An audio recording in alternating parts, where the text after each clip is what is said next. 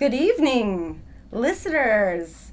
Welcome to K.I.S.S Recovery 101. I'm Bridge Sky. I'm the host tonight. Thank you for listening in. I know any of the listeners that have caught the show before. I don't know, just would you want to go ahead and interact and let me know, have you noticed the countdowns really slowed down? I don't know if it's the connection or if they changed, but it's really slow. That's the slowest 30 seconds ever. Anyway, Jessica Copeland's on. She says, woohoo, is that a friend of yours? So guess, I have a wonderful guest. I'm just going to speak a little bit on him, but I'm going to let him introduce himself. Thank you, by the way, short notice for showing up. You're welcome. I realize that a lot of people celebrate a holiday this day, and it didn't faze me. So, anyways, you were a part of the 2218th Fourth Step workshop, which is locally quite well known in the rooms. Fantastic. And then also recently, I love the Way Out podcast. Turns out you're on there for parts 1 and part 2, so I caught that. Your story is fantastic. I actually have notes that we're going to go over. Good. Not to put you on the spot. Oh, I love being on the spot. Yes! And last but not least, you actually, a week from today, will be on the Rise Up Hour, WFNU 94.1. Yes, I will. I'm really looking forward to that. Radio show. So, we've left them in suspense enough. Guess, would you mind introducing yourself? Hi, my name is Christopher, and I am a recovered alcoholic. Welcome, Christopher. Thank you. And, okay, so I thought tonight, so if you're new listening, KISS is a fun acronym. Keep it simple. Many of us might know what that familiar one, but I like the extra S. There's a new one. So it is Keep It Simple, Stupid. But my guest who was here last week, she's like, what about Sweetie? That sounds so much nicer.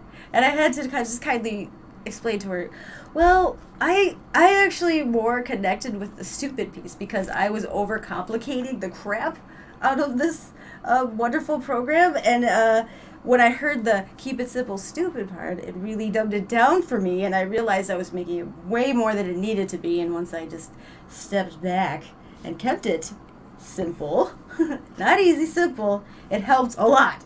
And Recovery 101 is the basics, and we go over all different paths that you can choose for your recovery. The point is to find something that works for you. And for me in the beginning, I needed multiple paths. No one way or one person telling me how to do this or to do that I wasn't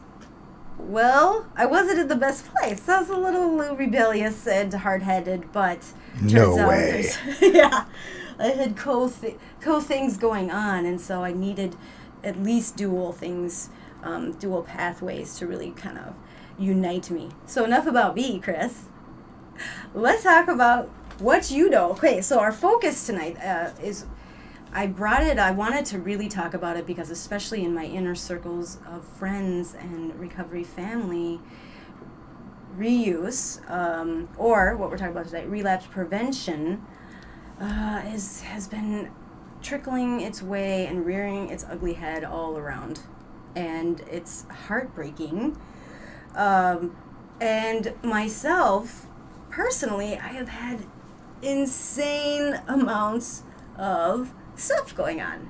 However, I loved reading about this relapse prevention, their idea behind it, because luckily, it took me a while. A lot of these things I do incorporate on the regular, but there's a lot of these things would have been useful, 19 years ago when I started.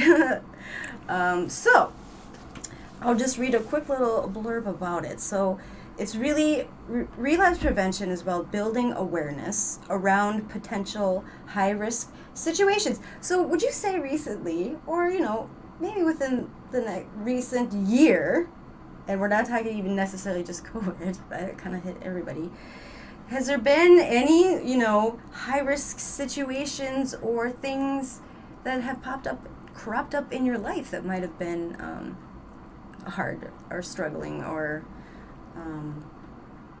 possibly, without your path of recovery, maybe triggered you or put you in a not so pleasant state of mind? Sorry, right off the bat. Excuse me. Yeah, I had to clear my throat right away. I apologize. I always kind of bristle at the word trigger, and the reason that I do that is this is my opinion. I want to be very clear that this is my opinion. And for those that are new or joining us, I'm primarily going to come at this from the position of Alcoholics Anonymous. So that's where that's going to come from. But the way that triggers are talked about in the rooms of Alcoholics Anonymous truly don't exist. Explain that. Well, people will tell you that, for example, you'll hear, people, places, and things can be triggers and all of that. If that were true, then the only thing that you could actually do would be to lock yourself in a room and keep yourself away from the entire world, praying that nobody knocked on the door to come and trigger you somehow, because that's life. The only trigger that I have is right here between my ears. It doesn't matter what's going on outside in the world. Things are going to be going on all over. Well, death, destruction, mayhem happens all the time here in the United States. Yes. It's on a regular basis. Happens all the time in, I don't know, let's pick a country, Chad, Africa. Well, if it's going on over there and I don't know about it, is it actually triggering? Or is it the way that I'm thinking about it and reacting to it? So I don't buy the idea of triggers because of that. I think I'm wholly responsible for it. And the only trigger is in my mind, the way that I think about it and how I try to apply it to me. Absolutely. So if there's a different word, I've never found it yet. So the idea of triggers, I kind of disagree with there. But yes, there are things, everyone has things that go on. One of the things that we're going to talk about next week on the radio show was that April 1st, I completed 32 years of continuous sobriety. Wow. Yay! Clap, clap, clap. That's what's up. And in that, I've had a lot of experiences. I came in when I was really very young. And so, yes, I've had all kinds of things. And, in the last couple of years, I was taking care of my dad for the last 3 years of his life while he had terminal cancer. That was a perfect way to go out, and drink and use and relapse had I wanted to. Probably the closest person emotionally or, kind of spiritually in my life drank herself to death here 3 years ago. I wound up in a relationship. Young woman called me up. We were at a party together. She called me up and said, I want to go out. I said, sure. Why don't you call me and we'll get together and go for coffee? And she put me on a spot right away and said, when? We went. Lady. Yeah, we went out. She's she's 25 years younger than I am. So I thought, age is just a number. Well, yeah, it is. But I figured, she must like senior citizens or something. Distinguished gentlemen. We're now engaged. We have a 16-month-old daughter. Wonderful. So, I never would have thought that I'd be a parent again at 55, going on 56 years of age. That's fantastic. The whole COVID thing, I was, because we were talking right before we got online, I was deemed an essential employee, and we have a very small office, and I was asked not to go to meetings because of the fear of bringing COVID in, which could have actually devastated our company. And so for 2 years, I wasn't able to go to meetings. Wow. So 2 years. If you go through those types of things and you don't stay connected somehow, great opportunity to remove yourself and get diverted away and wind up going out and relapsing. Oh, yes. Watching, obviously, the whole idea of COVID going along with that. People are so terrified and so frightened in so many ways. Taking positive information, using as a sword against yourself, taking misinformation, and so there's all kinds of ways there that people can get off the beam, so to speak, and find themselves in trouble. And so, yeah, there are many ways that had I been in a different mind frame, that I could have found myself in a position where all of a sudden I felt that selfish need to anesthetize that pain. And the only way that I could do that was to, with drugs and alcohol. Well, and I love that so for me, it was 100% an inside job. It was really looking at myself, looking at my reasons, my cycles, my patterns, trying to figure out, you know, where that. Well, what therapy really helped me do was she would put out a chart, and I could literally see where that downward spiral would start, and how I could find many reasons to go back out, to do research, to numb the pain, to escape the pain, to not deal with life on life terms. So I think awareness is huge. So I'm going to play this great clip. Sure, go ahead. That really speaks to that. But before I do, just so we stay focused, and anyone listening in, we already have four listeners. Hi, listeners. Oh, it's Ashley Friends. She's wonderful. She's going to be coming on the show. She's president of NAMI. Hi, Ashley. She says, keep it simple. Smartass. Ooh, smartass. I like that. Yeah, that's kind of, I could connect with that one right now. That would be me. Me too. Well, of course, with the right people in the right place and whatever. Okay, so what happens in relapse prevention? This is from the Recovery Research Institute. It says in relapse prevention, RP, the clinician and the patient work first to assess potential situations that might lead to drinking or using other drugs. These situations include, for example, social pressures and emotional states that could lead to to thoughts about using substances, and ultimately to cravings and urges to use. These potentially high risky situations are known as, in quotes, triggers. Patients and clinicians also aim to identify lifestyle factors that affect the likelihood of encountering these triggers again. Says, now I don't even like that word. RP clinical protocols typically include 12 sessions. So there's different strategies, and we'll go over them a little later. They're very... Okay, so I actually work with peers and participants, and once we really started to build like a relationship and a connection, I have if it's optional. Everything we do is optional, but especially when they're similar to me and I had many reuses in my past, I offer this opportunity to create a prevention plan. And I've made it so wonderfully simple.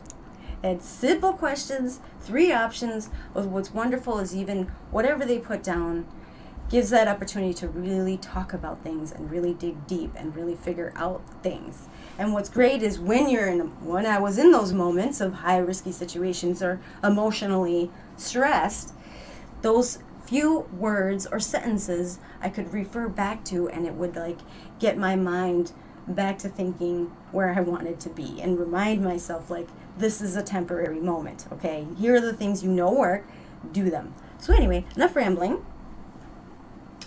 Okay, so I'll give you so if you go on YouTube, I like to listen to motivational videos, and power off. Oh, that's my assistant Sally. Sally, would you mind connecting us to Bluetooth and powering back on, please? So this clip is, if you go on YouTube, power on. The channel. Bluetooth pairing. The channel's called Motivation.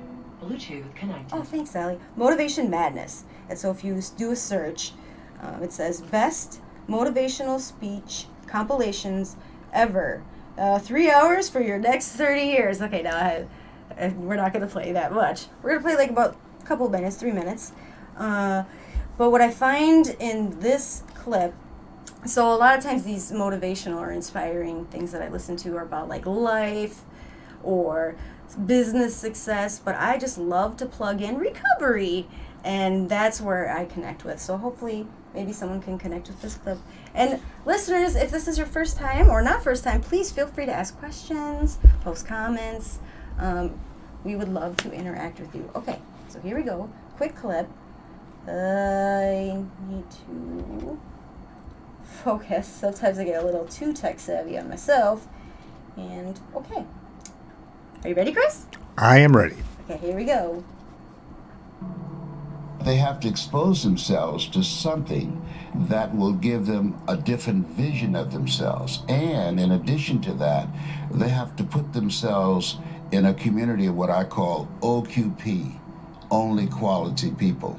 A gentleman who dramatically transformed my life. I was a junior at Booker T. Washington High School in Miami, Florida, and I went in his class looking for another friend, and he said, go to the board and work this problem out for me.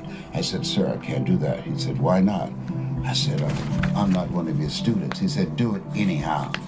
And the other kids started laughing, saying, he's Leslie, he's DT. And he said, what's DT? His brother is smart, but he's the dumb twin. And I said, I am, sir. And he came from behind his desk and he pointed at me and said, don't you ever say that again. Someone's opinion of you does not have to become your reality. And he taught me 3 things. He said, if you want to become successful in life, young man, he said, number 1, you got to change your mindset. He said, you don't get in life what you want, you get in life what you are. Number 2, practice OQP, only quality people. You earn within $2,000 to $3,000 of your closest friends. I found that out. I left all my broke friends. I said, y'all gotta go. Because I used to be so broke, I'd pass the bank and trip the alarm, you know? And the 3rd thing he said, develop your communication skills, because once you open your mouth, you tell the world who you are. He said, those are 3 major things that you want to work on that will liberate you from living in Liberty City, living in poverty in Overtown. It will help to escape out of where you are right now, because I see you watching me and I know you want more. I can see the hunger in your eyes. Wow. That's Leslie Brown. Les Brown. So what did you think of that clip? Was there anything that stood out to you, Christopher? I've listened to Lester Brown off and on for years for different things. I haven't listened to, actually, I'd kind of, until you mentioned his name, I was thinking, that voice sounds very familiar. Why do I know that? I haven't listened to that in a long time. I think the thing that stuck out to me most as he's speaking about that was the act of intentionality. You know, intentionally looking at what do I want in life and how do I get there. And I thought that was beautiful. The idea of quality people, I think on a world stage of success is absolutely critical. Yet, in one way, that's almost counterproductive to what we do in recovery, isn't it? Because, people, when we come in very broken. And a lot of times, ourselves and the world are not actually judging us as quality people. And that shininess that we have, of our innate spirit, is covered up with so much junk that you can't see the quality. And we spend a lot of time with those people. So, from the AA standpoint, it's a little almost counterintuitive, but it actually is true, because what you find then is the people of quality, so to speak, are the ones who wind up making a lifetime commitment to this at some point. And then going through, and they become on fire. You can watch it in their eyes, and they light up, and they do things like you're doing here, doing a podcast, or going out and presenting meetings, or going to H&I panels, and going into wherever, presenting and talking with people, either one-on-one or in group situations. So the intentionality of going out and setting about that quality of the people that you meet begins to change. And you and I talked about this very briefly, about how you felt you needed to change your circumstances and the people whom you were spending time with, so that you could have a better quality of life, so that you could see these changes become manifest in your life, and they become reality. There's our first alarm. Oh no, it's time to get up. Oh, we just gotta keep interacting. Oh, did you want to finish what you were saying? So, basically, for me, the whole thing that he was talking about was really the idea of intentionality. There's certain things, in different spiritual movements that talk about intentionality. It's in most major spiritual movements, whether it be, Christianity, Judaism, Buddhism, Taoism, Confucianism, Hinduism. There's a lot of things, and they'll talk about intentionality. What you really try to put out into the universe will become manifest and will come back to you. So I think that for me, that was the kind of the distillation of what I got from listening to what he was talking about. Oh, and just going off of what you're saying, now it's unfair, but I've heard this, clip many, many, many times, and how I kind of perceived it in my own experience, in my own life, where I used to be, 2 years ago, per se. I would mostly hang out with newcomers. I would mostly hang out with people that were kind of in that same realm. But when I got to that point where I started to feel a change, where I surrendered, I really wanted commitment, and I really wanted those folks in the rooms. They had that thing I wanted. They looked so happy. They looked so like they really wanted to be here and do these things. I found that I had to, and even still today, like I 100% always thrive. I mean, I really get my soul filled working with newcomers or taking ladies through the steps. However, I've learned boundaries, and I've learned that my time, it can only be reserved for a certain amount of time for that kind of work. Because if I don't watch myself, I know really quickly my cup gets real empty. And so for my other part, I make sure to be mindful. And, when I do work with newcomers or people new in the program, like I give them my all, but I can only do so much time. Where the rest of my time is, that's why I go to so many meetings. Like I'll go to meetings where, maybe I'm the facilitator, but I like to go to meetings where nobody knows me, and I can and share on that platform.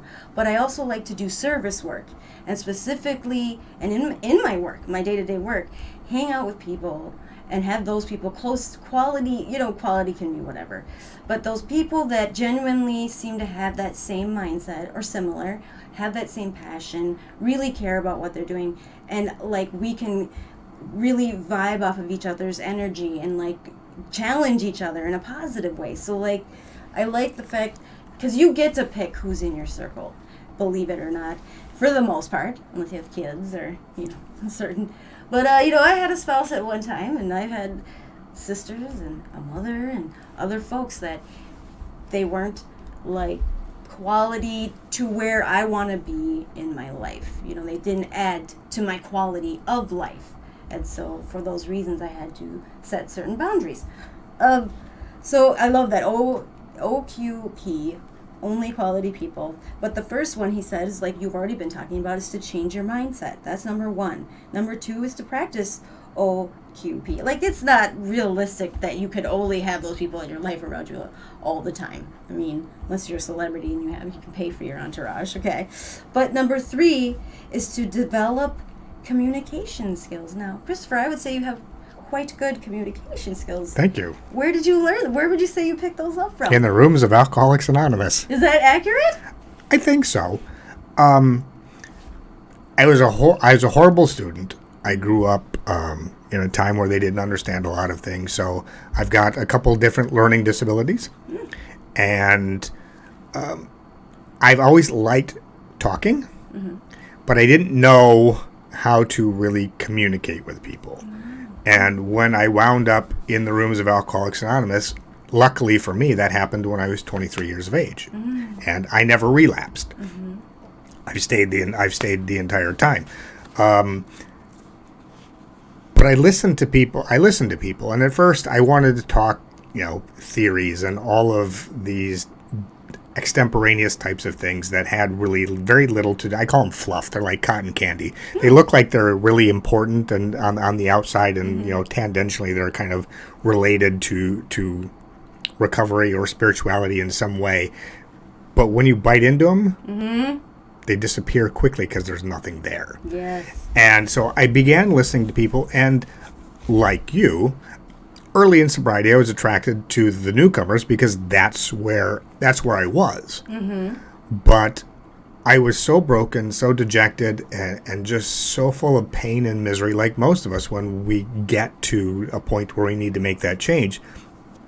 And I began looking at the people who had what I considered quality time. 10 years, 15, 20 years, and they had this just peace in their eyes. And the way, they didn't have to be the wealthiest people out there. That wasn't how I was measuring success. Well, how I was measuring success is, did you look like you didn't want to claw your skin off anymore? You know, and there's just a way that those people sit in the rooms, and when they speak, they may not have, you know, great intonation or something, but there's something really attractive about the way that they speak. And, you know, it's in lots of terms all over, and I'll steal this from Al-Anon, language of the heart. Oh, yes. You know, when I hear that language of the heart, my soul gravitates to it. Yes. It knows it's hearing what it's supposed to. And those are the people that I began to listen to. That, and eventually, as I went on, I mean, while I was in, you know, junior high and high school, I did a few plays. I loved speech class. Unlike most people who absolutely hated speech class, I loved speech class. But I was the kid that was the other way. I didn't say anything in class. I would hide in the corner. You know, when I went to college, I'd wear a hat and glasses so that I was kind of incognito.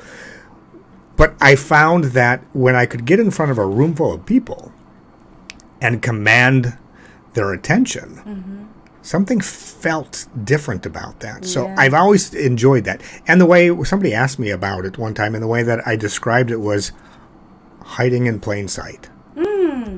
I can stand in front of a room full of, you know, I'm one of those guys, if you most people, if they came to talk to me afterwards, you know, after church or whatever, I feel really very uncomfortable.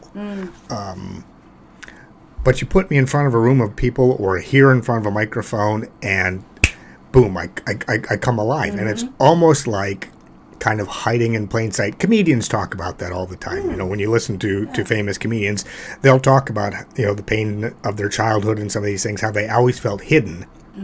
But the moment that they got in front of that and had that command, that grasp of what they were doing, and to be able to hook the audience, they were able to be who they really are. They describe it as being somebody else, but it's not somebody else. It really is who I am, but I'm covering it up with all of this other stuff. So back to the idea of where did I learn to communicate? I think that that's really where I learned to communicate. I did a little bit of community theater, but I think I learned mostly in the rooms of Alcoholics Anonymous, listening to the old-timers communicate their feelings and telling me to be intentional about your speech. And one of the things that they said was, you know, mean what you say, and, you know, say what you mean. Try to say what you mean. And I added a part to that, which was, you know, mean what you say what you mean, but don't say it mean. Oh, I love that. You know, try not to be the person, you know, I still have a very sharp tongue. I grew up partially out on the East Coast. I've worked most of my life with people on the East Coast. They have a very visceral way of speaking and kind of cutting through the, you know, to the quick of things. And particularly people here in the Midwest don't go for that real well. So that, again, going back to what we're talking about with Les Brown, you know, the intentionality of it. I try to say what I mean what I say, and not say it mean. Try and say it in a way where I can connect at a heart level with another human being, so that we can do this together, because I think that, you know, we're stronger when we walk hand in hand with another person. So. Absolutely. And just you saying that, like, anytime I, especially early on when I would have to go, well, I wouldn't have to, but I wouldn't say no and go speak at treatment centers or in front of peers or whatever, the best advice was just speak from your heart. You know, I'd write things down, but as soon as I got out there, I couldn't even read my writing. Like, it was just blank. And I would literally just look inside myself and tell and share whatever was, you know, came to me. And you're right. Like, I totally learned how to speak in front of people through the rooms. It's crazy. And here's the funny part is, before I used to get so shaky and nervous, and now, like, I've done it so much, and every time I get an opportunity or someone asks me, it's great, because I feel that fear, that instant, like, anxiety that I've had, like, my whole life. I know I immediately say yes, because every time I've done a commitment that for whatever reason brings on fear, I feel so much more confident. And I love that you said that, you know, when you're there and you see that you're engaging people, and for me, I see that people are connecting with me, because before I was that person that I felt like nobody could connect. Like, I'm alone. I have the worst POS of the planet. I've done the worst things. My own worst mind is like my enemy. They call it the inner mean girl. And there's no possible that I could ever like share wisdom that someone else would connect with. And I remember first leading, you know, my first experience leading a women's group, and to have people come up to me after and say, "Hey, I liked what you said. Hey, would you be my guide?" It was like shocking to me, and it allowed me to really start to think like, I don't have to overthink anything. I just need to say what comes to my mind and be vulnerable. It's okay to be vulnerable. That's why those rooms are there. That's if anything, actually, that is the only places that I really will let that guard down and share whatever comes out. And it's fantastic because that's where I see that glitter, or that shine in people's eyes, is that freedom, that joy of being able to just be myself and not have to hide anymore or feel like I have to hide, which I, of course, put in my own head, by the way. Okay, so, sorry, we got to interact. We have people interacting. Okay, so, Jessica said, I would love to hear or see the simple sheet that you made to help others. Absolutely. I will post that probably tomorrow because it's at my office. And I love these motivational videos or audios.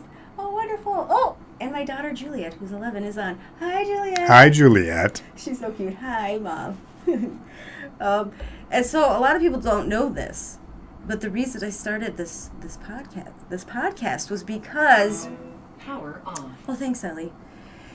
So much had happened within, so much growth has happened within myself, my inner self, that I find myself, you know, my children, you know, it is an open book. It's an open door. I want them to know, but, you know, it's a bit overwhelming. It can be a bit overwhelming, especially when it comes to talking about recovery. And, you know, so they know that door's open, but I'm not going to force anything on them. You know, I'm there.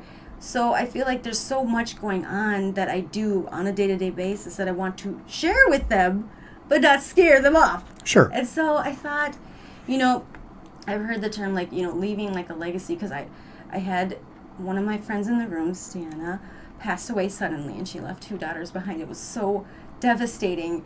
And in that moment, I realized, what if I died instantly? And my kids never got to know the full me, like this whole side of recovery, this authentic side of me. So I love doing this because this is an opportunity. Well, Juliet's one of them, listening live tonight, which is fantastic. But down the line, I know maybe they'll want to hear some of the things that got me to where I'm at and how I did it. And they will be able to hear their mom talking about this and maybe learn and maybe connect, and who knows what the future holds. But it gives me comfort to know that they're not going to miss out on this side of me where I'm just so freaking happy most days. Let's just say I picked this topic for a reason, because this last week has not been the most happy, joyous, free days, but I'm working on it, and I have my circle of recovery, wonderful people. You know, if I could jump in just here real quick. Please do. As you're talking about that, leaving a legacy or involving your children but not doing too much. So obviously, because I've been sober far more than half my life. Mm-hmm. So my children were born in sobriety. Sure. So they've never seen that other side of me. All they've seen is Dad does this. And my son, who's now 13, his name's Scott, he would go to meetings with me when I would have him on weekends or other times. And he's been to the workshop several times years ago when I was helping run a workshop at 2218. And we're talking, the premise of that is a 4-step, which is inventory in Alcoholics Anonymous. Mm-hmm. And my son was sitting in the back seat one day. I was taking him home after his weekend with me, and he looked at me and he said, "Dad, you know how you talk about inventory all the time? What's inventory?" Mm. And I got to explain to him. I used his sister as an example. Sure. his mother had a couple of children when she and I got together, so he's got 2 siblings from another marriage.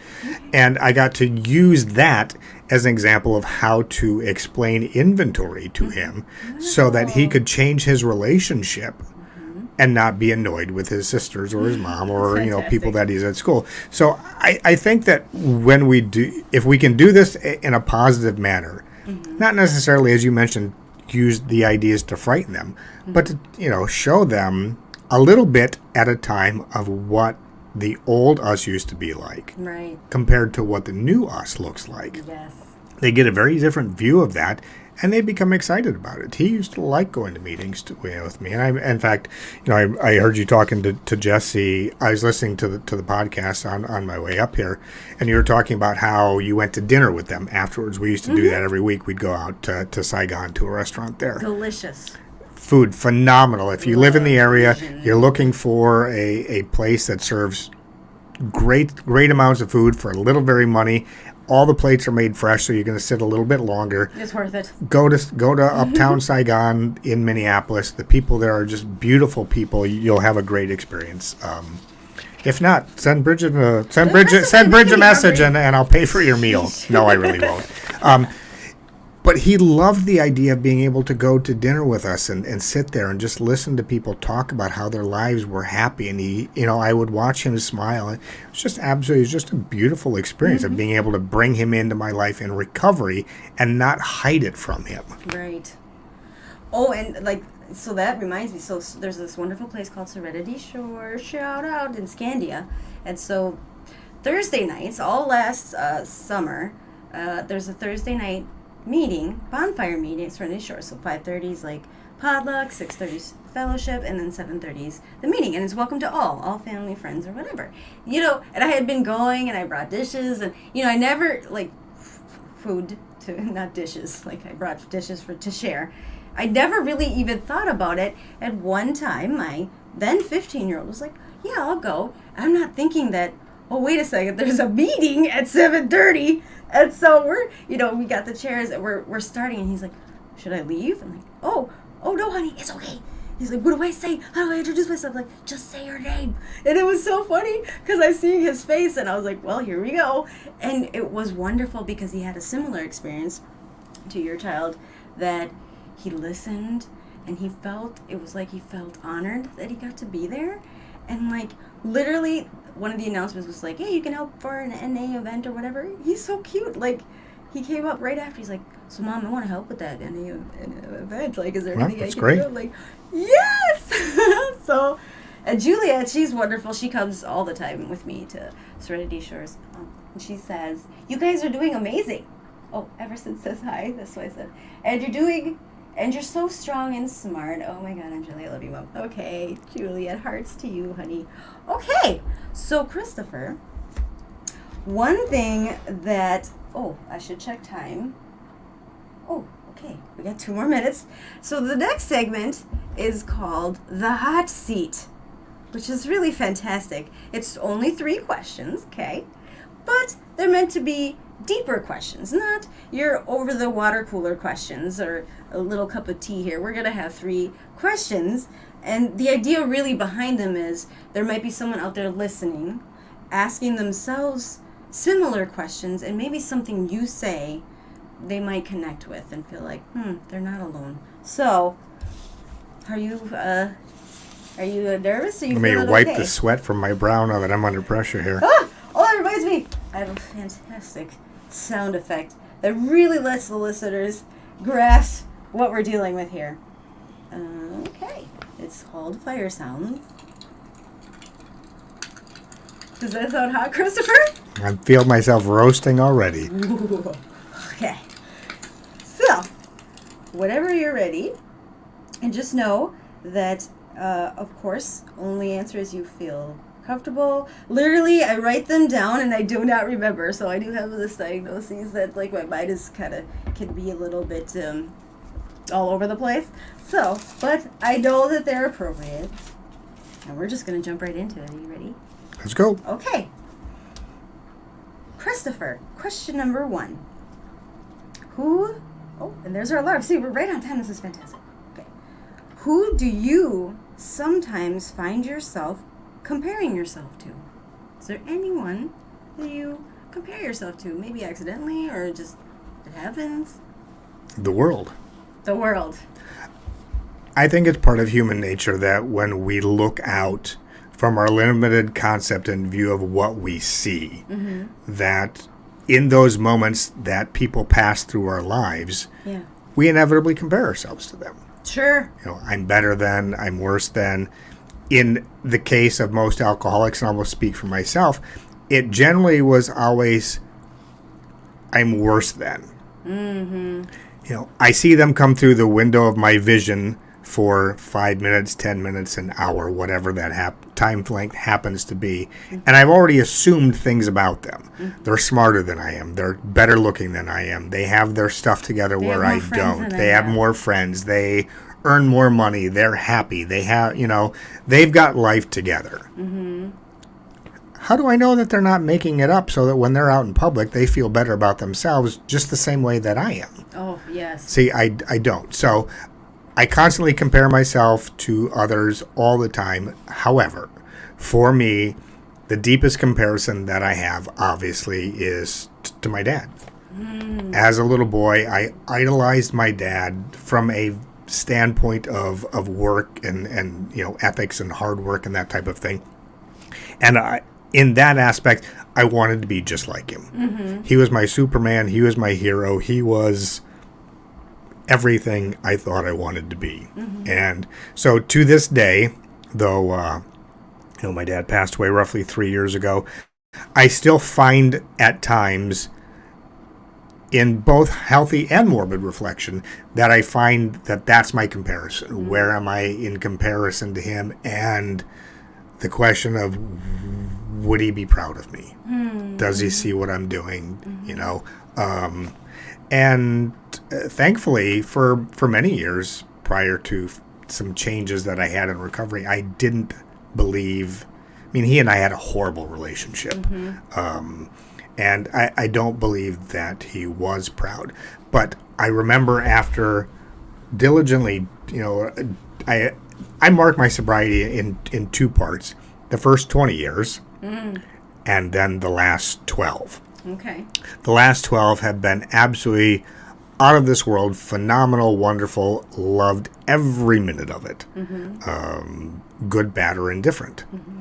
The first 20 years, a lot of days the best I could do is just stay sober. So some changes happened there, and after those changes, maybe we'll get into them, maybe we won't. But my dad gave me a birthday card. He gave me this card, and in the, you know, after all of this time of hate and animosity and, you know, children fighting with their parents, that type of thing, my dad wrote in the card, he gave me this birthday card, and he wrote in, he said, "I'm very proud of you. I am proud of the son that you are, the man that you have become, and the father that you are to your son. I love you." Oh my goodness. You know, for years, for 45 years at that point, I had searched for, I had wanted that man to say those words to me, and I never got them. You know, I was out there hammering on him and hating him and trying to live life. I never got them. And when I found true recovery and made some changes, you know, through the third and the fourth step in Alcoholics Anonymous, everything changed, and I got exactly what I wanted. But I want to be very clear about something. For me, I had healed in an upward direction spiritually, and I no longer needed validation out in the world. It was nice to get it, but I no longer needed it. Yeah. But it was a beautiful experience that I still have that card. I've got it tucked away, and it's something that I have. So for good or bad, I find that I mostly will compare myself to my dad. That was a great answer. My friend Matt says, comparison is the thief of joy. Which is true. Comparison is the thief of joy. And I know that, you know, I like science facts of things that, you know, human, that first thought, I might be like, oh, she's so much more successful, or oh, he speaks so much better than I do, or he does so much better work, and that's my first thought. And then my second thought is, I'm doing the best that I could do right now where I'm at. I'm always working on myself, and maybe I'll get there someday, but what I'm doing now, I'm happy with, and I'm just happy to be here in this place of gratitude. I think that comparison can be both good and bad, but I think innately we as humans tend to judge from the negative. Mm-hmm. And I think that we can use comparison, as you were just talking, to feel very good about ourselves. Mm-hmm. I can compare myself, where am I at today as to where I was, in your case, 2 years ago. Mm-hmm. And look back and go, wow, I've changed a lot. I'm really happy. My kids seem happy with me. We're having joy. So I think comparisons can go both way. I just think intuitively human beings, we tend to look at the negative. So that's probably primarily what we focus on. Yes. And one of the skills that I've learned that's a little kooky, so bear with me. So when I do notice myself comparing, just the visual, that prejudgment, what I do in my head, this is going to sound kooky. I've never said this out loud. Okay. So what I will do is if I notice that I'm comparing myself to whoever, for whatever reason, I visually, okay, this sounds kooky, I visually put a mirror up in front of myself. And I, in my mind, visualize what I look like right now, okay? So do I want to have this face of judgment? Do I want to have this spirit of comparison? No. So 9 times out of 10, as soon as I catch myself going there, and mostly I'm just being very harsh on myself, I'm like, you know what? You're good. Look at you. You're good. Smile. Be happy. Be present. It's going to be okay, because a lot of times when I put that mirror up and I'm not gauging it, I can see that I'm frowning or I'm having like a stressed out face, like literally in the car, especially when I'm driving, road rage comes up. I literally will like push my bangs aside or like tap my forehead because my face will get so scrunched up. I'm like, it's okay, Bridge. Calm down. Look at yourself. You're looking crazy right now. Because my kids will call me out. They're like, Mom, God, what's wrong with you? I'm like, what? Oh, okay. It's that stain guy again in the face. Okay. Anyway, question number 2, Christopher. What are your coping skills? My default is spirituality, and the reason I go to that is because for me, if I can keep that in line, everything else seems to take care of itself. So I intentionally try and stay more connected to the spirit, whatever you choose to call that, whether, it's God or Aunt Helen or nothing, The great mystery. Right, whatever that happens to be. So for me, I try and stay connected there. I think that helps me cope in so many areas in ways that I couldn't before. So, and you mentioned, doing the work with newcomers and stuff, and there's a philosophy that you'll find mostly in Eastern philosophies, that if you stay close to the source, your cup never runs empty. You can continue to do this type of work, with newcomers, podcasts, doing all of these things. As long as you stay connected with intention to the source, your cup never empties. It continually refills. Yes. If I can do that, then I'm already in heaven here on earth, to kind of steal a phrase. So my coping mechanisms don't need to be so strong because they're brief. They're passing. They're moments in time. They're not defining of everything. I don't need to sit down and think about, okay, how am I going to handle this? Obviously, sometimes you do, life and business, paying my bills, those types of things.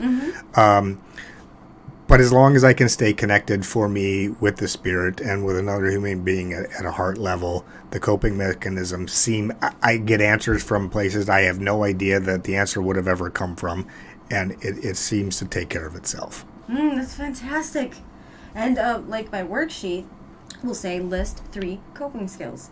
And 3 simple coping skills for myself would be meditation is 1, connecting with, my inner circle, my sisters in recovery, could be 2. And 3, like right now, for whatever reason, I'm really drawn to just the way of the Buddha.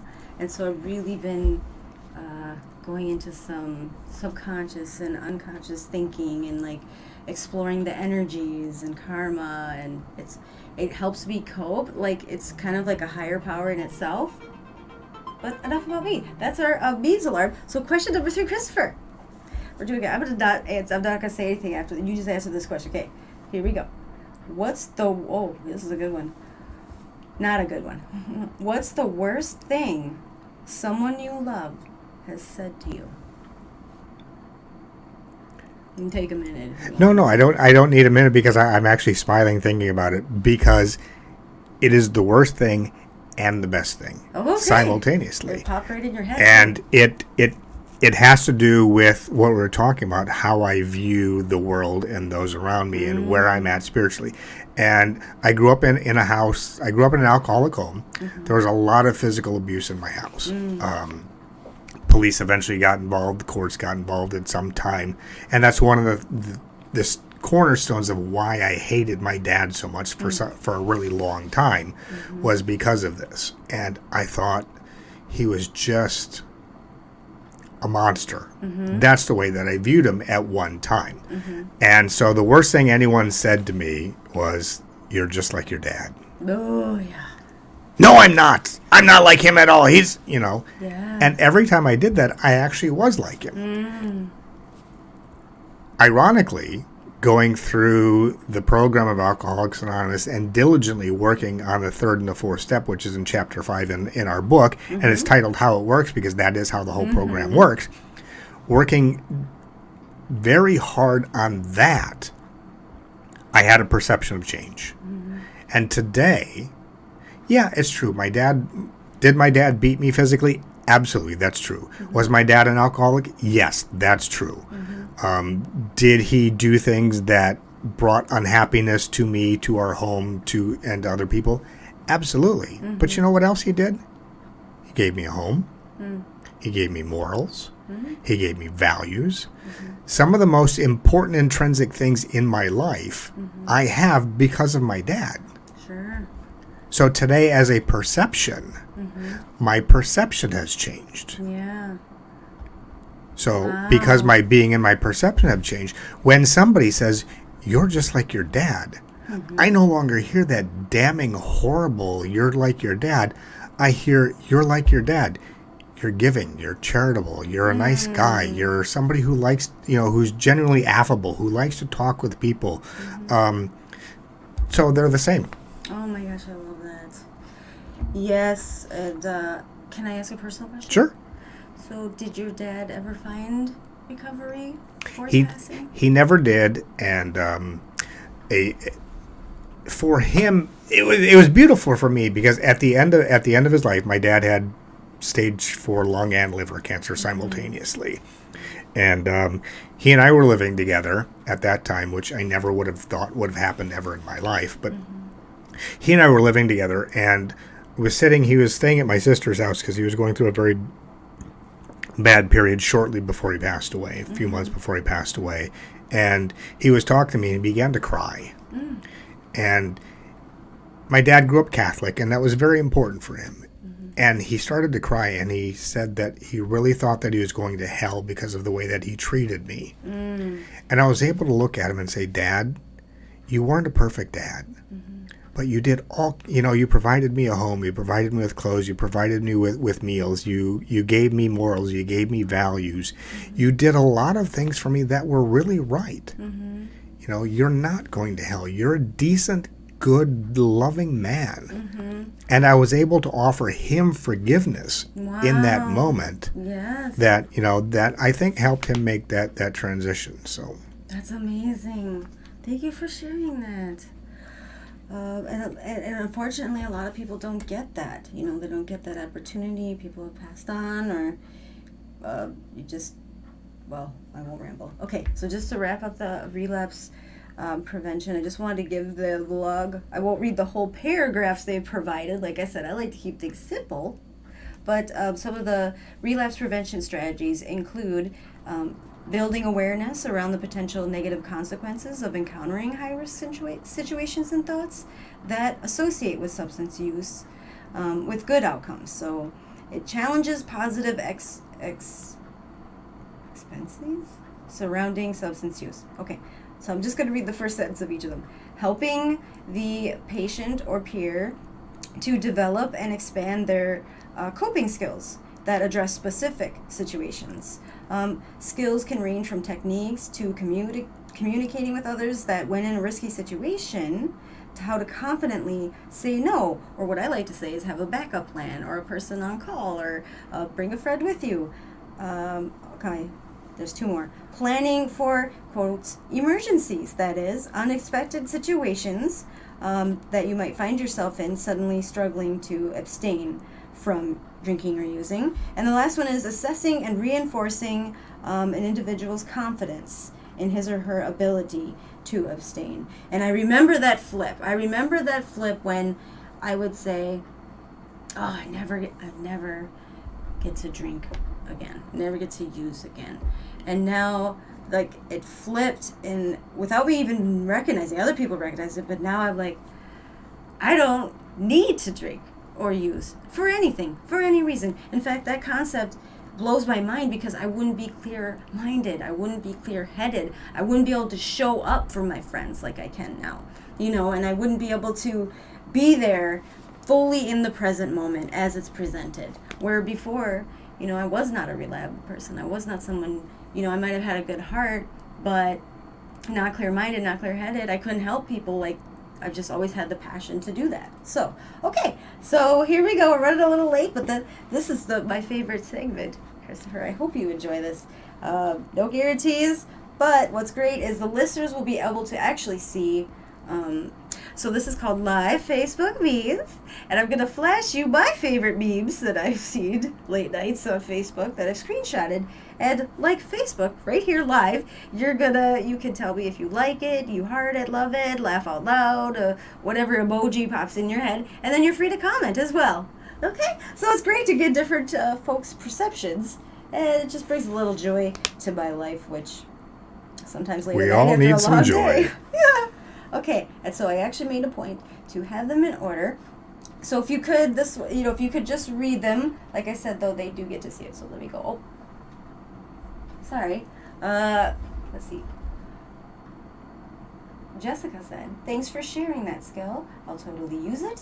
This is an awesome podcast, and you're doing great." Well, thanks, Jessica. And Juliet said, "You're okay, Mom's friend." She said, "You're okay, Christopher."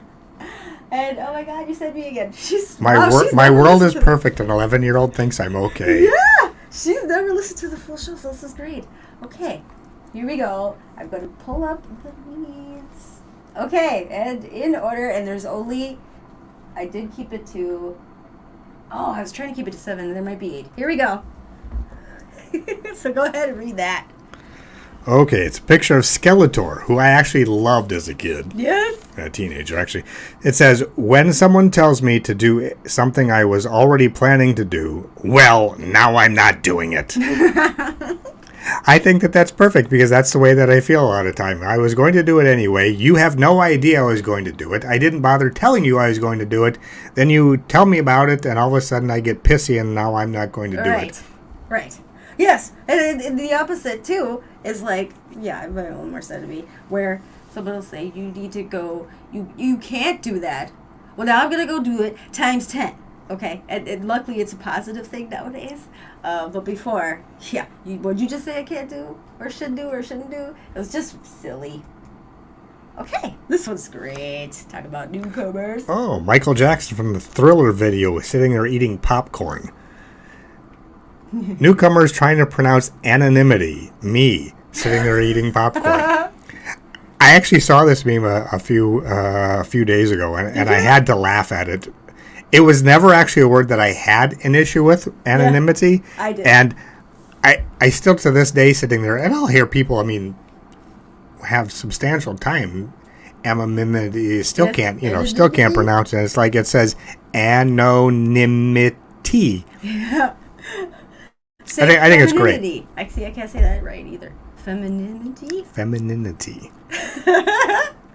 But yes, and it's great because I love, sometimes it's hard for me to, especially if it's a new meeting, but I know who's new if they struggle in that word. I did struggle in that word. I'm like, oh, my eyes are on you. It's actually a great meme because it's a way to self-congratulate yourself and pat yourself on the back because you think you're better than them because you know how to pronounce a specific word. They don't. Yeah. Well, no. Yes. It just reminds me of where I was. This is just words. Sometimes I read a text and think, what a fucking psychopath. Then press send. This is the description of my life. I love communicating, whether it be verbally or I do a lot of things in writing. And I'll do the same thing. I'll look at something and I'll think, boy, what psychopath wrote that? And then I'll go, well, the pin's already out of the hand grenade. Just press send. And I'll tell you, I've gotten really good. I might even get to that point where it's a beautiful paragraph. I might even reread it a few times and then I realize after processing, it's not gonna be beneficial to me or the other person to send this. But there's many times that I've been able to do that a few times, but they're far and few between. Yeah, it never really ended up good for me when those were especially put now out on social media. The next day, I'm like, oop, better take that down. Okay, here we go. Let's just focus on the words on this one. Is that Kate Hudson from the movie Almost Famous? Anyway, once you have accepted your flaws, no one can use them against you. That is completely and wholeheartedly, absolutely a spiritual fact of life, that once you've accepted your flaws, no one can use them against you. 100%. When you see that you are wrong or have acted inappropriately, you can say, yep, I did. And it takes the other person's power to put you in a position where you feel horrible about yourself or other people. It absolutely eliminates that. Yes. And you find peace. Yes, it takes that power right from them. And I love to say, especially in meetings, if I've done something within that week that I feel awful about, and in retrospect, I'll straight up say, all right, I'm going to tell myself, here I go. Here's where I was at. Here's what happened. Here's where my thoughts were at, but I see now the error of my ways. But I'll say, I'm going to tell myself right now. I'll tell it on myself. Because once I put it out there, it's not eating me up inside and taking me to the dark place. Okay. So it's just funny. Like I said, I have road rage issues. All right, a line of cars. If you don't understand why this is wrong, you are the reason we have to put directions on shampoo bottles. Describe the picture. This one's important. You have a line of cars on the left, and the guy in the front of the line, 1, 2, 3, 4, there's 5 cars backed up behind him. So he's probably, I'm guessing, doing 45 miles an hour in a 65 mile an hour zone. Fast lane. That's right. Get the hell out of the fast lane. Oh my gosh. Move over. This drives me insane. Seriously, you're going to cause, accidents. And I had to go down to Rochester and back. Well, not quite Rochester, but all the way. It's just like that person in the left lane is just messing up the flow of traffic and everything. And so when we all finally get to go around that person, see, I reserve myself now. I'm no longer road raging. Before I got sober, I would have looked at it and said, that's the reason I'm a Darwinist. Because if we don't put, I would rather we didn't put directions on there so that people like you don't slow down my traffic. Oh my gosh. Yes, don't get me started. That is one thing that I'm trying to really work on is those road rage issues. Especially if my kids aren't in the car, we got a problem. Okay, this one's great. This could be a Monday morning for some of us. Guy laying in bed looking at the ceiling. When your alarm goes off and you lay in bed wondering if you really need a job. If you really do need a job. If you really need this job. Yeah, do I really need? I've been there. I understand that, particularly early in life and early in my sobriety. Thankfully, I'm now in a position where I love the people that I work with and the company that I work for. It is such a treat to get up and go to work every day and spend time with those people. So thankfully that no longer happens to me. I haven't grown up and become mature and found my passion yet and what I'm supposed to do for the rest of my life, but I do enjoy going to work these days. So yeah, well, and you get to go to work, right? You do. Get in that car. You get to, and that's where that's changed. And I do. I actually love my job. It's not a job for me. It's like a passion thing. But I'll tell you, there's some nights I did not get sleep. I'm in that deep sleep, and I've hit that snooze button 3 times, and I'm like, so, do I really need to work? And then I'll spend at least 2 minutes thinking, So if I didn't have a job, maybe I could make money this way. Oh, get your ass out of bed, bitch! Like, stuff. And that's very rare, but sometimes when I'm having finally a really great dream and I'm really deep sleeping, I'm like, I don't want to get out of this warm, snuggly bed. Okay, and this is our... Oh, nope. 2 more. Woman looking over her left shoulder at some trees blowing around. The final stage of healing is using what happens to you to help other people.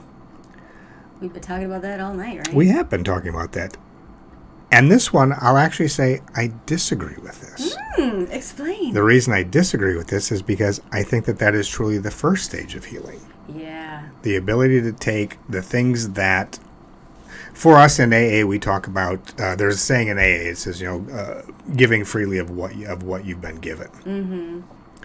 And when I can do that, you watch newcomers come in and they'll do a little bit of work, and all of a sudden their mindset changes, their eyes light up.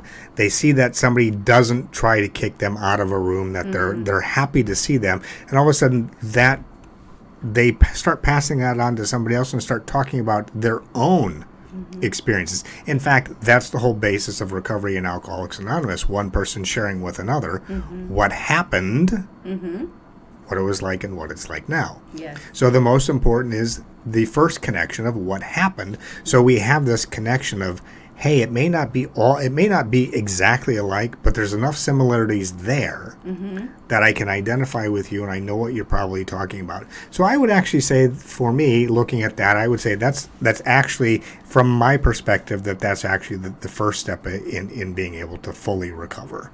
Well, and yeah, now that you really... Okay, I love that your insight on that, because it does make me think of, for me, yeah, definitely not the final stage, but definitely mid-stage. I mean, in the beginning, I was really broken. I was a really damaged person, and, I did not do no fellowships. I did, I just was too scared. I was too angry. I was too sad. And I feel like when I started to believe that there are people out in this world, especially at the groups, that genuinely just care about me for no reason, just to care about me, it allowed me to start being able to let those walls down and maybe stay after and help put away chairs. Oh, and the people were so grateful for the smallest things, Sure, it's an opening of the door. Yeah. So, and now for sure, I mean, I remember for years I would not do service. I would not do Step 12. I would not sponsor because I felt like I wasn't qualified. I'm not worthy. Nobody's going to find value in my messed up life. And it's so funny when my sponsor was like, we're doing this. Like, is this going to happen? And back to basics. And I just did it. It was like a light ding turned on. And this awakening happened. That's a whole other thing we can get into. I think in recovery, particularly in the 12-step community, I think we do a great disservice by telling people you're not ready to sponsor, or you can't sponsor until you've completed all 12 steps. That is absolutely not true. The moment I feel a little bit of joy, I can pass that on to another person. That is sponsorship, and the best way to get past that is to actually give that away. 100%. And that's why, for me, 3 years ago when I walked in that meeting, Tuesday night, 6:15, back to basics, it's fantastic. Wally P. It was this wonderful, because back when AA started, there was not millions of people, okay? So they needed to get people through the steps and get right back out there to bring in all these brand new newcomers. Sure. And so, the idea is get through them. They're not going to be perfect. They're never going to be perfect, but get through them, because for me, I would build up so much craziness in my head that I couldn't get through them thoroughly or get to that point. And once I got through them, I'm like, wow, I survived. It's okay. And I feel better. And I'm going to do this again and again. And just getting through all the steps all the way, just that moment of accomplishment, Yeah, I didn't feel like they were like thoroughly the way I thought they were supposed to be done. A little bit of OCD there. But it was good enough. And I was good enough. And I've learned the most of the steps going through them each and every time with a new person. They have a different lived experience. They have There's a different opinion. there's an old saying that when you're ready, the student will appear. But conversely, that's true also. When you're ready, the teacher will appear. Yeah. And the teacher isn't necessarily the person giving the lesson. I have found often that some of the greatest learning experiences I have had has been when I'm reading the book or interacting with another person. All of a sudden, something that didn't make sense before, as I'm trying to explain it to them, all of a sudden now I have clarity. Yes. Oh my gosh. Last night, so the speaker, she shared something that I hadn't thought about in probably over a year that I'd heard. I just remembered she was talking about the ism of alcoholisms and the isms, and like it just flooded this thing of what I used to go through when I would talk to someone new. We would discuss about what is the isms for you in alcohol, what it could mean for you, because my isms, and like in her story, started way before I even had those symptoms, and it was something that was rooted in my childhood that I couldn't have was not in my control. However, it was it was gonna happen, and just the isms, and that'll be another show, but like that could be a whole big wonderful opportunity, I'll say now, to really self-reflect and look at inside, in a safe place. Okay, last one. Just words. When you get reactive, get curious. You have a wound that is asking to be healed. Mark Groves. I'm not a religious person. However, I definitely say I'm spiritual. There is something, I don't know exactly where it is, but there's a beautiful passage in the Bible that's very similar to that. And it says, love will bring all things unlike it up to be healed. Anytime I'm disturbed in life, it's love giving me an opportunity to heal something and make something right. So I think that, it's true. When you get reactive is a key word for me that jumps out. When you get reactive, because now I choose not to react, but if I feel reactive, I know I need to take a moment, however long, to respond. If I need to respond in that instantaneous moment. Sure. If there isn't something that's bothering me, I have no reason to react to it. Think about that. Yes. When you're sitting there and everything seems to be right, somebody can come by and say or do the worst things, and it's almost as if you don't notice. It's peripheral. It's just kind of out there, and it just simply is. When I have a disturbance going on and somebody comes in and touches that disturbance, that's the only time I actually react to anything. So I think that this is wholly true. Well, just when you get reactive, get curious. For me, that's the why. If I'm getting so angry about something, or I'm getting so depressed about something, that's my awareness piece. Like, okay, what is really going on? Because a lot of times I can't see it. I'm just in that fight or flight.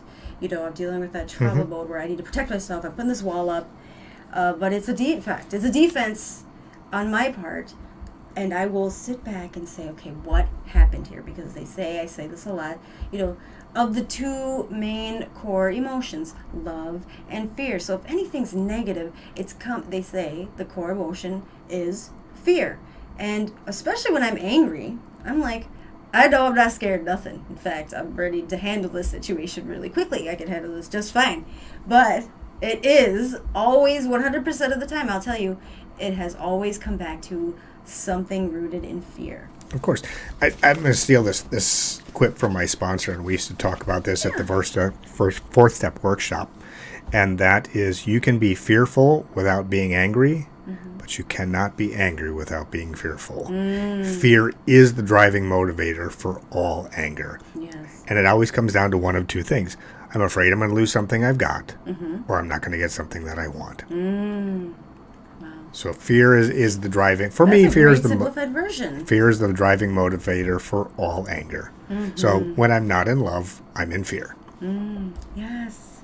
And there's great words that are emotions that go along with love, joy, Interestingly, though, jumping in, because I mentioned I come at this primarily from an AA standpoint, as you're talking about that, the reactivity portion that is absolutely 100% rooted wholly in the fourth step of Alcoholics Anonymous, taking inventory and seeing why we are reactive, what is wrong with us. Right. Yes, and like, I don't know if you're familiar with it, but there's a Women's Way Through the 12 Steps, and that was a great book that helped it reflect for me. It helped me to actually be able to really read through the big book 100% open-minded, honest, open-minded, and willing. And what's beautiful is Stephanie Covington describes the fourth step as like, sorry, for listeners who listen to me all the time, this is something I always repeat, but look at the fourth step. It's not like this big, scary moral inventory. It's a personal inventory. It's this wonderful opportunity. You're walking into a dark room, and if you can't see where you're going, it's a dark room, you're going to fall, you're going to trip, you're going to fall over these barriers, these challenges, these things that you can't see. So what the fourth step is you walk in to yourself, you flip on that light. That's what it is. Because now you can see those liabilities. Now you can see those challenges, those things that are constantly in your way, and you get an opportunity to push them out of your path so that you aren't hurting yourself anymore. And especially when I get upset with a broken relationship, or I'm reacting for whatever reason with my children or a boss or whatever, right away I'm like, I like to sit down and really look at myself and say, why am I reacting? Why am I having this reaction? Because I know it's something that is healing still. I will always be in recovery because I feel like there's always something I can be healing or growing from, but it's an opportunity I love people that challenge me, and I love to challenge myself. And so and if it gets too nitty gritty and a little too hard for me to, reflect on my own, that's when I will call my sponsor, or that's when I will call my sisters, or that's when I will go to a meeting because I know I need that connection. So, okay, Sure. Any final words? I'm going to see you in like a week. Yeah, we'll see each other in a week. I think it'll be great. Give us more to talk about. Final words to my son Scott, to Jessica, and our lovely daughter Liliana. I love you guys very much. Family. Aside from that, I hope everyone kind of enjoyed our little hour of rambling here. I really had a great time. Hopefully there was something useful in that. If we ever get a chance, I'd love to do this again and get a little more in-depth on some things. I want to thank you very much for reaching out to me here the other day and asking me to do this. It was just a wonderful experience to come up and do that. I already feel like I'm on just kind of this emotional lift, as I do this. Like I mentioned, I feel charged. I feel wonderful. I feel much more alive than when I got here. And, sharing some things in the last 10 days of February into the first 10 days of March, I had 4 surgeries. Wow. And so I'm only, kind of 5 weeks into my recovery here, and ended up where my kidney and stuff had to be rebuilt. So it's one of the first opportunities that I've gotten to get out and do this, and I just You've been very pleasant. wanted this, was really looking forward to this. So I'm very happy, and though most people here, except for Bridge, can't see my face, I love that part. I am so grateful to have been given this opportunity. And I say that, and it may sound ridiculous to some people, like, how can you be grateful to get on a podcast and talk about your life? Closet. But sit in this tiny little room. But it is just, it's just an absolutely beautiful thing to be able to do. And the gratitude that I have for the people that came before me, that freely gave what they had, that I can come here now and do that, because it's a promise that I made when I said, yes, I will do anything not to continue to live my life the way that I've been living and feeling the way that I've been feeling. And when I continue to do that, I feel wonderful. Yes. Absolutely just feel great. So I am just absolutely blessed to have been given this privilege. Well, and I think it's no coincidence that you're here, because literally your name or somebody talking about you has popped into my life within this last week 3 times. Okay. So Chris and Mahana, and then Jason's like, oh yeah, I know something. Like, okay, who's this Christmas? What is he doing this Sunday? My guest isn't gonna come. What are you doing? And Oh, wait a minute. We've been Facebooking back and forth for 6 months this trying is to get you, together, and but then your it turns out to be me. profile's not a picture, so I never really pictured you as a person. Yes, my profile picture on Facebook is Cold Miser from the old children's Christmas cartoons, because that's the way that I feel sometimes. There's no judgments. It's just I did get to virtually meet with you. What was that, Thursday? Yeah, committee meeting or whatever. But it was great because then once Jason was like, "Yeah, he's good people. He's got good stuff to say." I'm like, "Okay, that's 3 times the charm." I'm so grateful and thank you because you just said yes without hesitation. I was like, "Oh my gosh, it's so cool." I'm honored to have you here. Thank you so much, and I'm excited to see you in a week on WFNU, Rise Up Hour 94.1. Go on the website. You can get that app and live stream at any time. But you will be coming on 1 p.m. Yes. live radio show. And you get to meet Mahana in person and do Nice, that. yeah. And this is what I call, this little podcast a great warm-up. Because when you get there, you're going to be like, holy moly, windows and fancy equipment.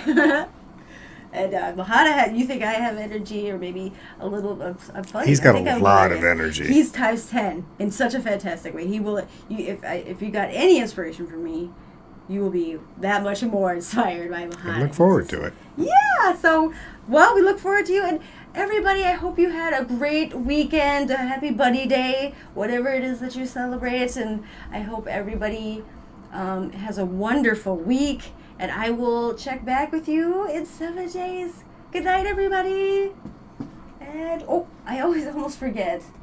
I have inspirational music therapy for me. So, here, this music I will listen to when I re-listen to. Good night. Bye.